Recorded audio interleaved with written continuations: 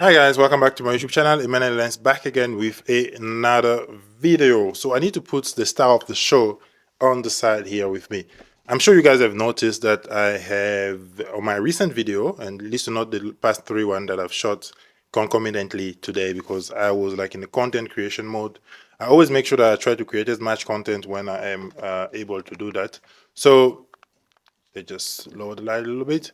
So I have with me my latest lens that I've added. I now have quite a few plethora of lenses, and I have anything from 11 millimeter all the way to 105. I might just add a 200. No, I do have a 200, but it's a manual lens. I don't use this lens much.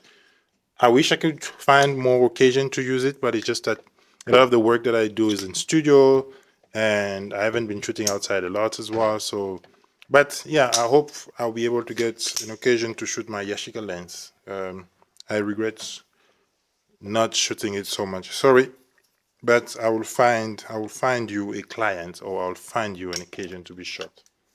The only issue this lens is f4, so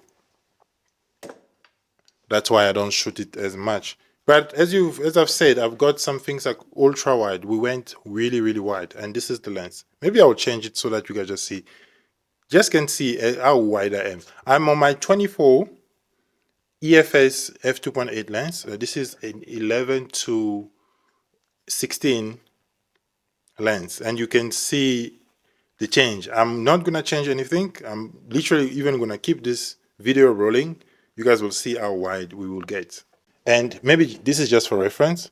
For me I can't touch my lens here. I literally cannot. But you can see how my fingers, this is for reference. So I'm going to change, and I might need to actually move my camera a bit forward. But I'm going to leave it there first. And yeah, you guys will see how wide we will get right now. And there we go. This is what a 11 millimeter looks like. You can see how wide it is. You can even see my microphone. I'm just trying to adjust it. Yeah, this is 11 millimeter, and I'm very far away from the camera. The good thing about having a zoom lens is literally we can zoom. Let's see. Oh, there is 11 millimeter, and we were on 16. This is on a crop sensor. It's huge. It's very wide, and I don't know. I'm actually still flabbergasted, or maybe surprised by how wide this lens can get. And I've never used something as wide as like this. I have a macro extender that sometimes I put to have an impression, to give an impression of having like a wide lens. It does give me a bit of a space, but it's not as wide as this. You can see, literally now now I can touch the lens if I want. I'll just move this forward a little bit, and you can see for yourself. This is my new setup, and this is actually the lens that has been kind of living on my camera for the past few days, and for some of the videos that I've done. And what I like about having a lens like this is the proximity it gives me. Yeah, it gives me so much proximity. I'm not planning to really use this lens a lot for video work, like with clients or anything like that. I might use it if need be, but it's mostly for this type of conversation between you and me, because I feel like this is the perfect YouTube lens. And we were on the 24. This one, it's a prime lens, and I hate this lens quite a lot as well because it's very soft on the corner.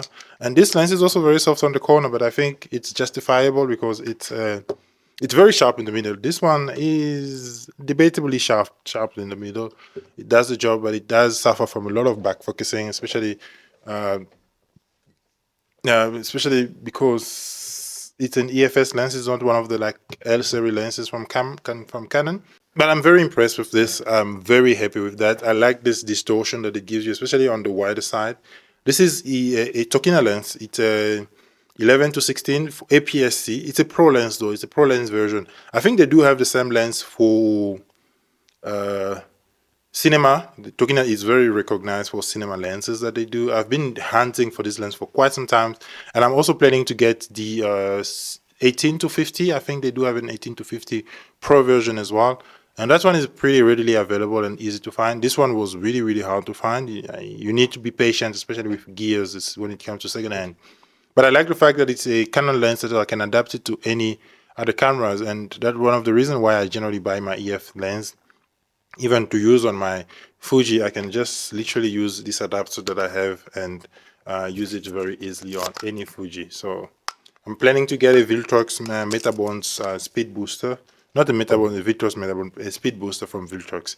So some of the things that I love about the lens is, first of all, it's the size. It feels very, very well constructed, and the constant aperture. That is very important for me. I don't think I'll ever be able to go back to using a zoom lens that is a variable aperture. Besides the Tamron 35 to 150, that's the only lens I will compromise to, because it goes from f2 to f2.8. I have this one here, obviously, on my Canon. I'll be hypocrite and say I can't use one. I have one on my Fuji here. This is more like my walkabout lens, so I don't do any professional work with that. But I can definitely take this other lens with me and do any professional work with it, and even do some very creative photo shoot with that. There is a Instagram page that I do follow of a photographer who generally shoot with wide-angle lenses, and all of his work, literally, I think, are on wide-angle lenses. Very impressive, because he does have a lot of dynamic shots in his work, and I love that. I appreciate that. So this one of the lens that's very it's very sharp in the middle. That's something I forgot to mention. I actually did a review of this lens already, but I didn't like it because I put this microphone that you're listening to me here on top of my camera, and it was rattling quite a lot. But also one thing that's very important why I have this lens, because I can literally put the microphone here and shoot straight to me. But it does produce some noise, especially when autofocusing, and it kind of ruined some of my videos, and that's something that I really don't like. I'm very particular when it comes to sound, because I always say that sound is really more important than any visual that you have, especially when it's something that it has to be spoken like this. And we know how important sound is, even in movies, because music sets the mood of any movies. So sound, imagine if it was a sad movie and then they have rock and roll playing on the background. It wouldn't make sense. And for my video, you need to hear what I'm saying. So this lens does make a lot of noise, so I would recommend not to have like a microphone straight up to it. I am lucky that I have my wireless microphone here. So this one is attached to my microphone, and I'm just connected the receiver straight into my camera. It's very easy, because I can literally keep this microphone on my table here and just move it away if I want to move it away, and bring it back if I want to shoot. I might actually buy a microphone arm just because I'm mentioning it now. No more gas gear acquisition syndrome. So yeah, this is a very beautiful lens. As I said, there is a lot of defect, especially on, it's not rectilinear like other lenses, but it's not too distorted either, so it's not too bad. There is a little bit of distortion on the side. I don't know how I can show it to you guys. As you can see, it's not too bad on the side here. The distortion is not too bad. I think it does correct. And there is a profile, I think, embedded in the camera, and I think also on Photoshop, where this lens does get corrected when you shoot with it. So, I mean, and one very important reason why I wanted a lens like this is just to create a little bit more proximity between the viewers and me, because it's always good when people literally feel like they are close to you. There's this guy who does a review on Instagram. He does editing reviews on Instagram, and he uses a wide-angle lens. And the good thing is also, I wanted this lens because I can put it behind my desk and shoot myself while I'm doing something, recording, and it doesn't look like I'm looking away from you guys, because now I have enough space behind my desk where I can put a camera and shoot myself and, you know, talk about whatever I'm doing. Might actually even do it right now. So yeah, this is one of the reasons why I have this lens, and yeah, I'll see you guys in the next video. Peace out.